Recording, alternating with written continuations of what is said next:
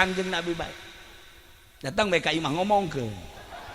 kieu we goblok teh jerusi tolol sinar kangjengna eueuh dicabut deui nya mah sering dicabut sinar kangjengna tuh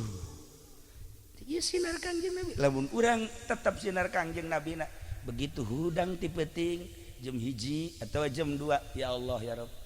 Kangjeng Nabi mah betaheun mun hudang ti peuting kemudian salat